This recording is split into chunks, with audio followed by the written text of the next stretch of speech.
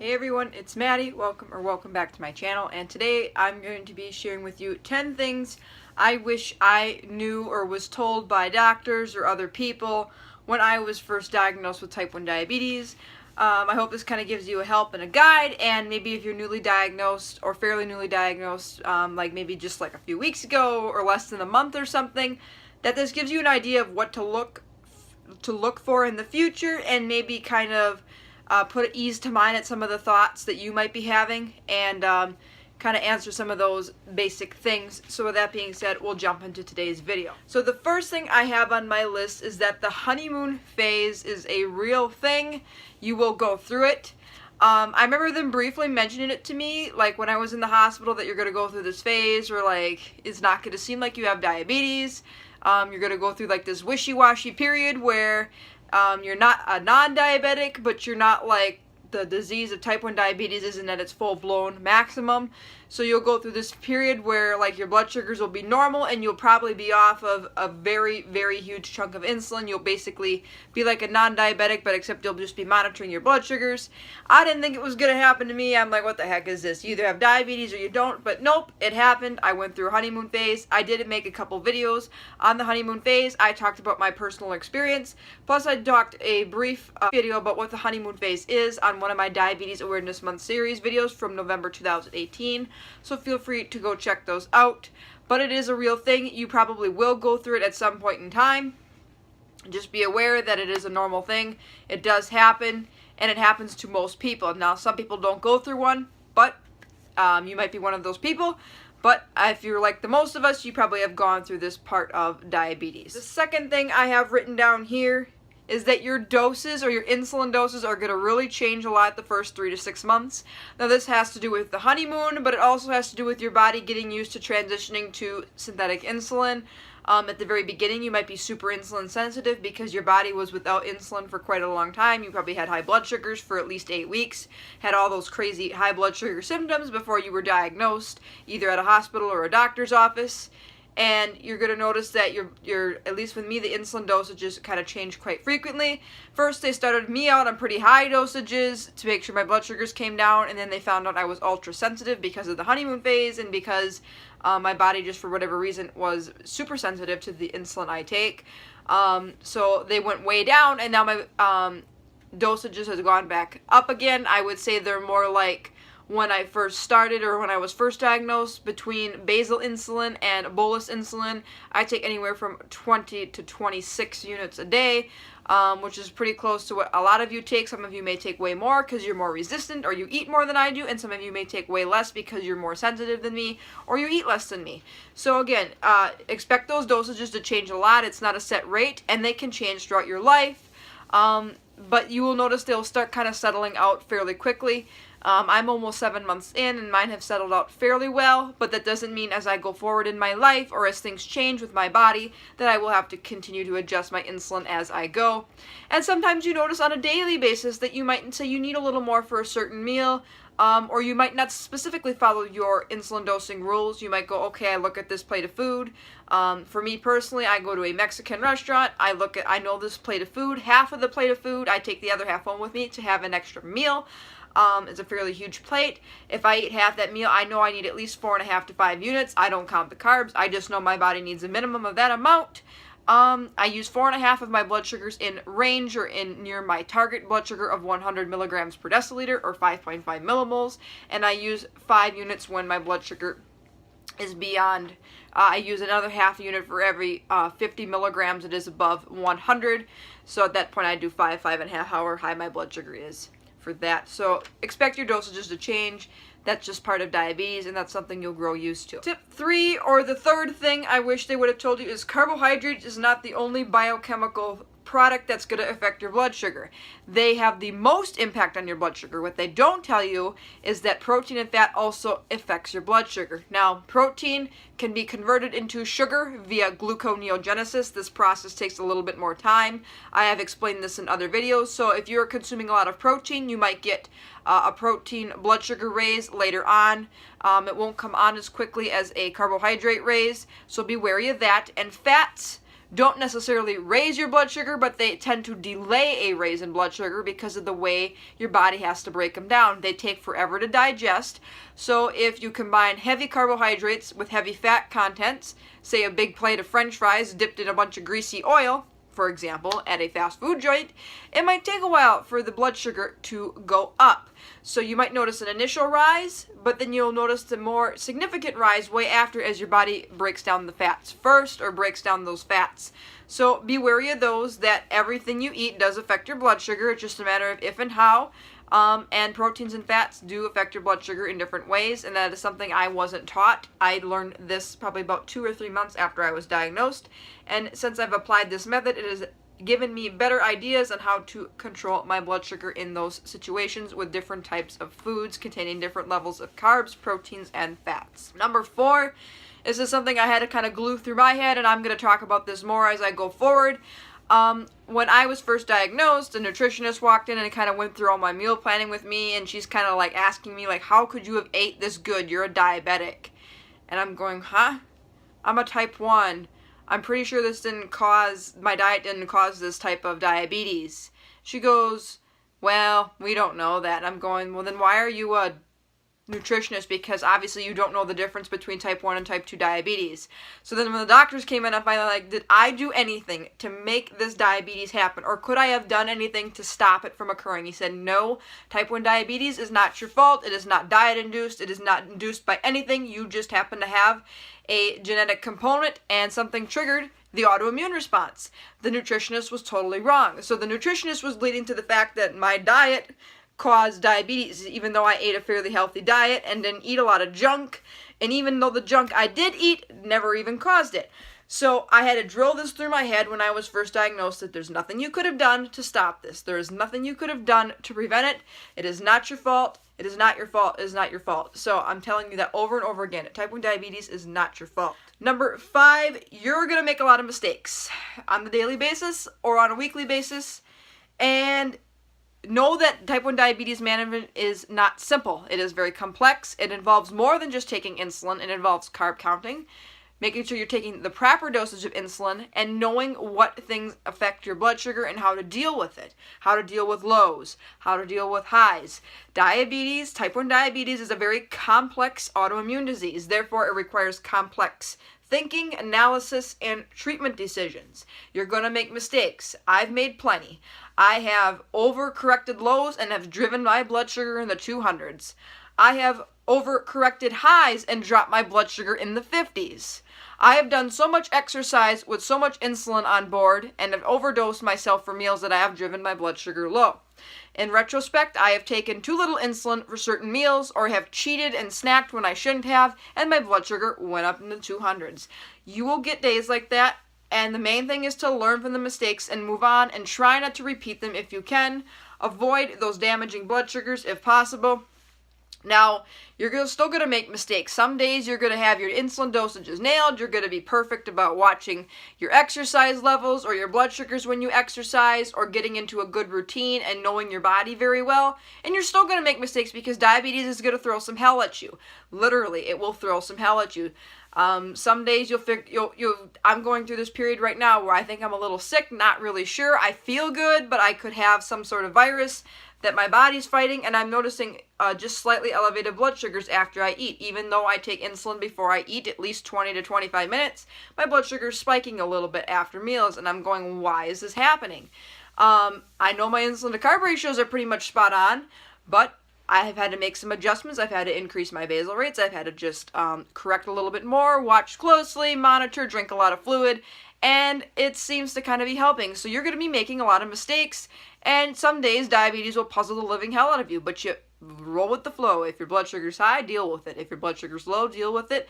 And when it's in perfect range, applaud yourself, because it is very hard to be an organ that is no longer working. So that is my 5th thing, is you're going to make a lot of mistakes. The 6th thing is diabetes supplies are expensive. They never really told me this in the hospital. They never really made light of this, that you're going to be spending thousands upon thousands of dollars, even with insurance, on deductibles, co-pays, co-insurance, supplies, medicines, insulins, prescriptions.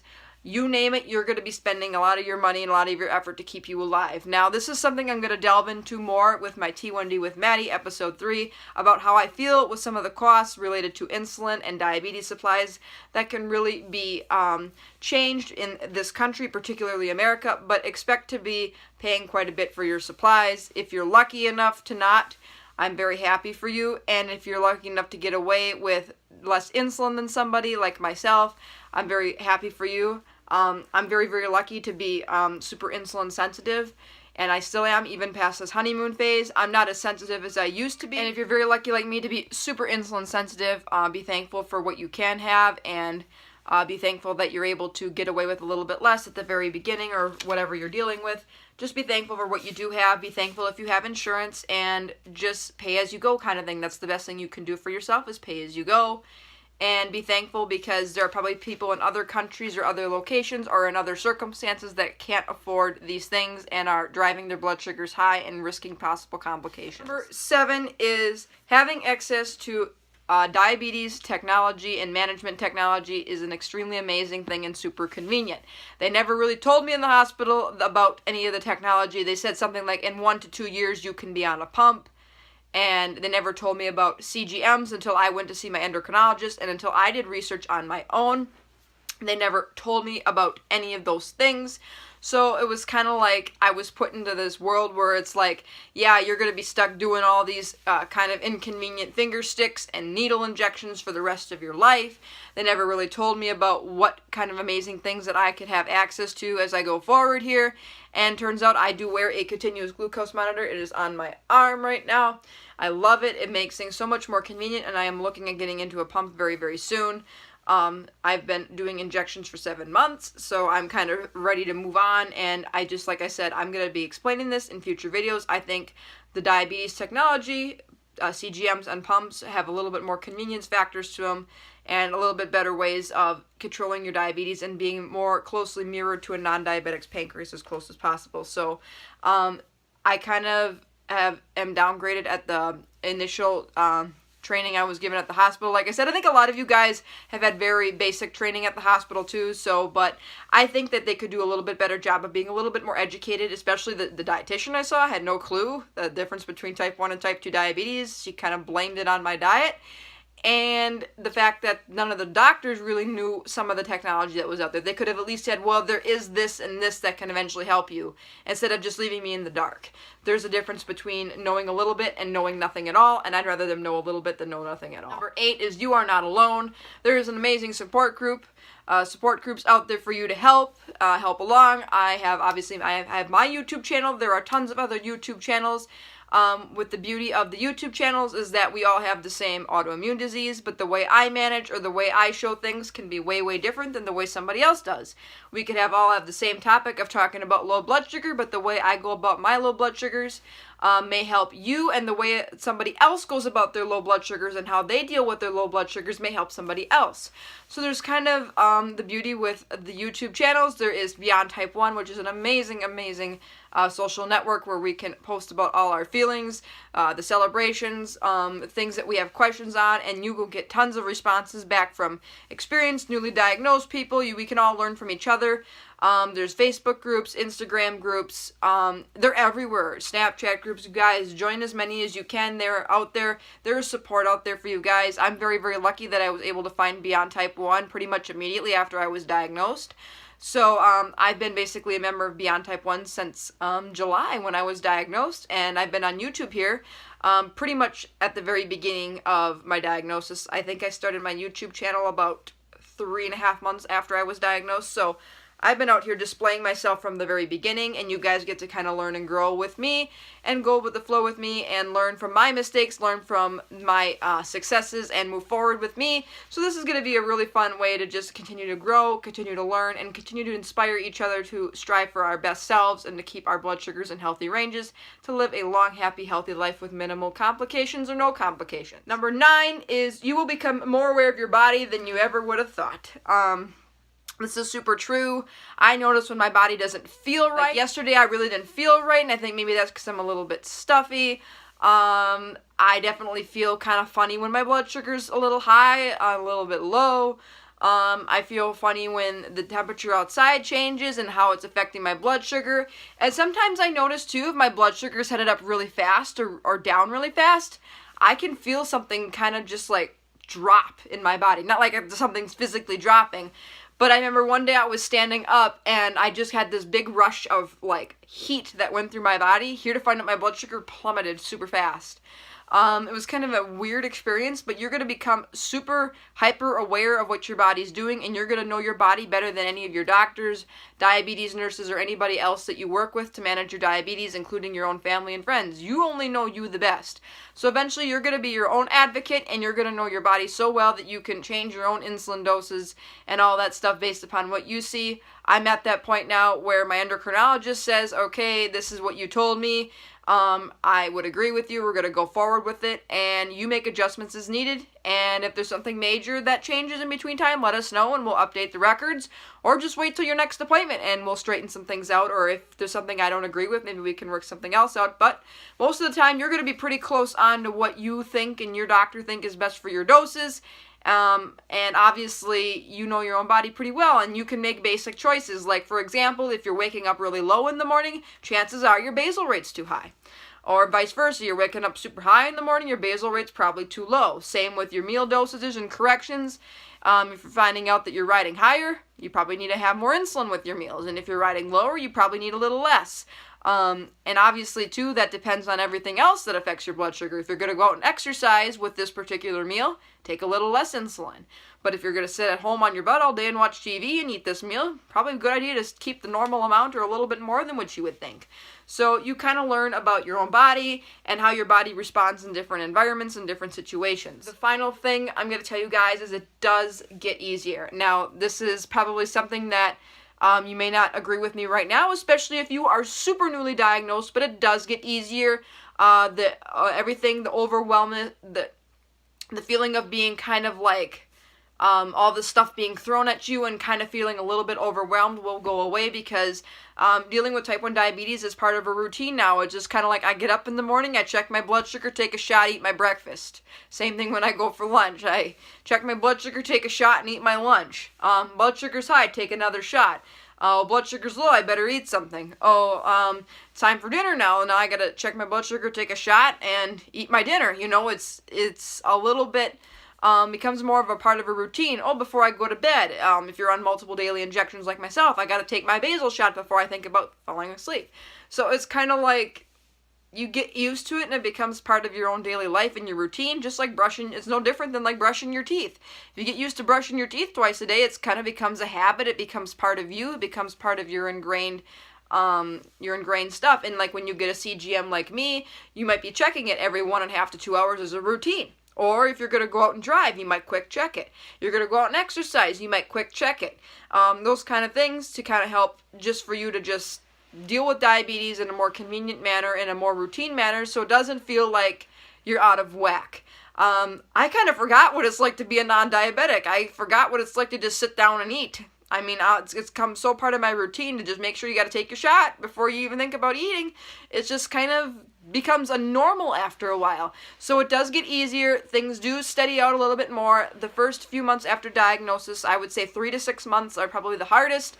For me, definitely the first 3 to 4 months were the most rocky, and then I got over those pretty quickly, and now I've been pretty steady and stable. Again, the lengths and time can vary depending upon your body, depends upon you, and how you're handling things. So I'm just based upon what I personally experienced. What you might experience may be different, but I hope these 10 things I wish I knew before I was diagnosed type tips or facts kind of helped you guys out. If you enjoyed today's video, give it a big thumbs up. Feel free to subscribe to my channel if you haven't already. We are closing in on 100 subscribers, and at that point, I will be sharing my diabetes diagnosis story. And until tomorrow for another video, take care, God bless, be kind, spread positivity, and be thankful. Bye, everyone.